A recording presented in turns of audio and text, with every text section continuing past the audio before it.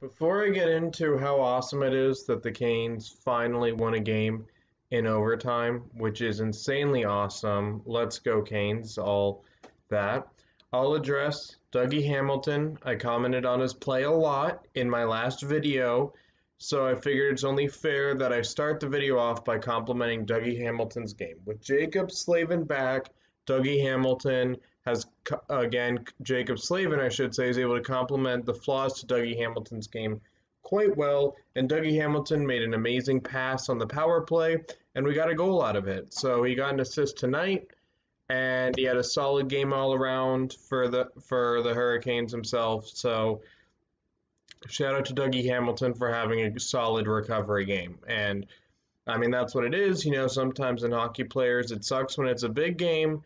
They just have a terrible night. I've had those. Everyone I've played with in hockey has had games where they just were terrible. And it happens. So in this game, Dougie Hamilton is able to make up for that. Let's brush off game 4 from him. You know, it is what it is.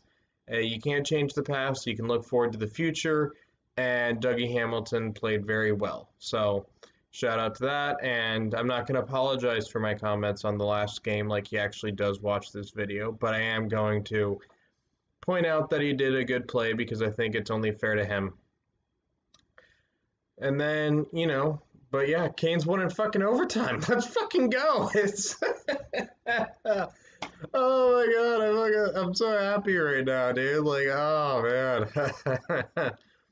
We were, you know, the goal that Jordan Stahl scored itself was nice. You know, I think it was the lucky bounce in a way, as in he was able to pat it in there and it just went right through Saros's legs. But hey, Saros is a great goalie. That's how you're going to have to score on a UC Saros in this series.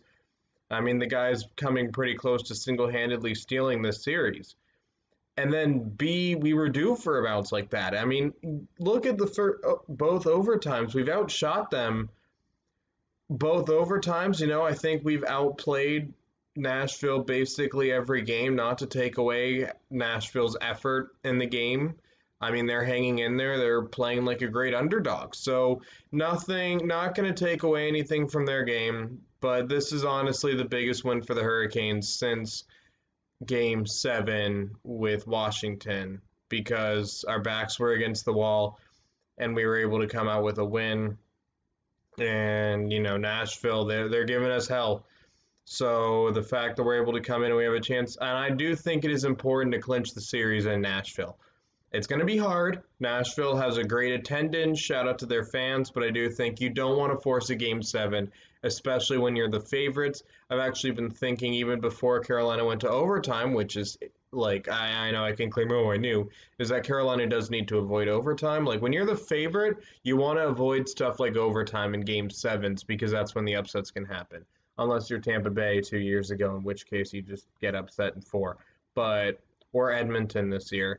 Unfortunately, I actually didn't like saying that Edmonton's my third favorite team. But enough about the rest of the NHL. And Marty Necas, unbelievable this game. 2 goals. The second one, you know, I'm wondering, there was a period in the regular season where Necas looked like McDavid with his speed and everything and his ability to dominate the game. And then he's still been a great player. But I was wondering when that, like, kind of just, like, gone was going to come back, and it came back this game. And he gets us 2 goals. And, yeah, Nedeljkovic played well, only gave up 2 goals in a period in 5 minutes, you know. So, I mean, yeah. Oh, and also I will point out, I got so mad at Dougie Hamilton last game, which, again, he's done a great job having a good makeup game for that. He got an assist on Marty Necas' power play goal. I forgot to point out that Brock McGinn was Hurricane of the Game that game, which Hurricane of the Game this game is going to be harder to give out this time because how well, just all-around effort. I'm just pointing out the nominees. And you know what? I just want to showcase, you know, I would give him Hurricane of the Game. I want to. I don't know if I will. I'm still deciding as I talk.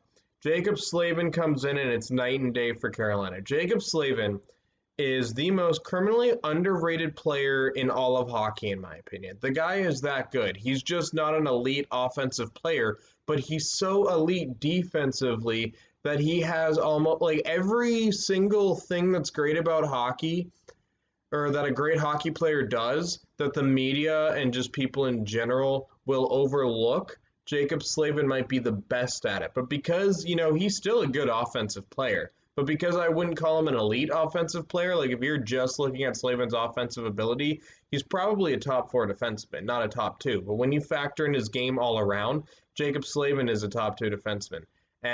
But like he's just so underrated. But look what him being back in the lineup does for the Canes. Not to mention, he is playing injured. Game 1, he was playing injured. He was amazing there. Jacob, game 2, even though I comment on the offensive ability, he's back. He's getting an assist. He's making amazing defensive plays. I mean, it's just unbelievable how good Jacob Slavin is.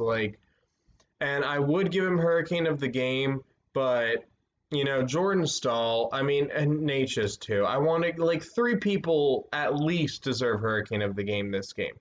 But, Jordan Staal has really, I honestly would argue Jordan Staal is the MVP this year. And I know Aho for getting the most points, for probably being the most talented player on the Hurricanes in the entire lineup, probably deserves it maybe. You could argue for Aho this year. You could even argue for Nedeljkovic for coming in as the goaltender. But Jordan Staal, he's been so clutch this year. He's been so good.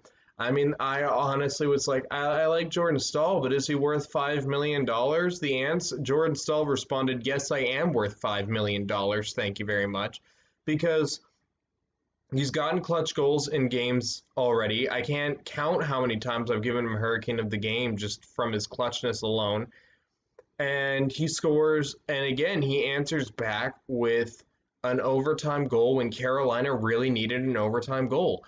If you look at Carolina, even the energy, this was a Carolina team this game that I think they played better. I think they outplayed Nashville for most of the game. But this was a Carolina Hurricanes team that had their confidence shaken. You lose in double overtime twice.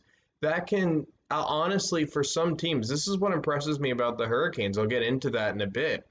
Or I'm kind of coming into it now. This is why Jordan Staal earns the games. That can sink a team's season. I don't care how good you are. Look at when Philadelphia won that marathon game with Pittsburgh before I was born. So I'm going to comment on it like I'm completely aware of what happened. That was the end of that series because playing that long and getting nothing out of it is devastating. And for Carolina to have 2 double overtime games, basically play over 3 games in 2 games and come with nothing out of it, even though they outshot the team every game, were doing a lot of good things right, they still, they walked away with nothing. And that, honestly, that's what worried me, is that can deflate your season no matter how good you are. But Carolina comes back, and all the pressure was on them this game. They lost double overtime twice. Honestly, it wouldn't be as big of a deal if it wasn't the double overtime. I would rather have them lose in regulation twice or even just an overtime, because,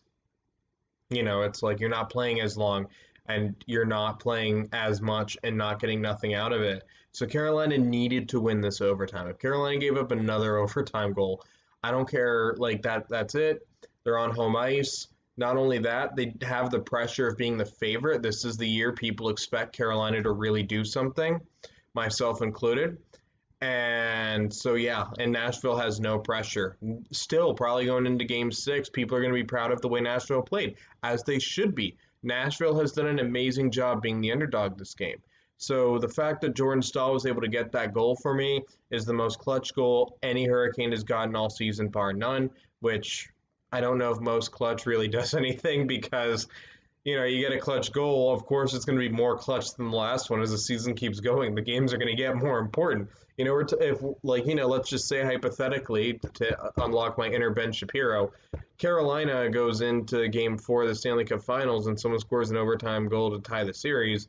That would be the most clutch play of the season. So, even though I'm saying it's most clutch, that's kind of a given. But yeah, Carolina really needed to win this game. This was a must-win situation. If they lose this game, they go back to Nashville having a chance to lose the series in 6 games. So, thanks, Captain Obvious. So, yeah, Jordan Staal absolutely deserves Hurricane of the game just for that goal alone. Whoever got that overtime goal is Hurricane of the game, because this is a time where Carolina really freaking needed it. So, yeah, that's it for this game. We got 3 games down, 13 to go. I'll see you guys for game 4 on Thursday. Sorry this is up late. I had to work late. But if you guys want to help build a community of Canes fans, don't forget to hit like, or if you guys like the content producing on the channel, don't forget to like and subscribe. If you want to help build a community of Canes fans on YouTube, share the video. And is there anything else? Yeah, and then, yeah, click the bell if you want to get notified when I upload and everything. And I will see you guys Thursday for Carolina versus Nashville. Let's fucking go. Let's fucking go. Yeah.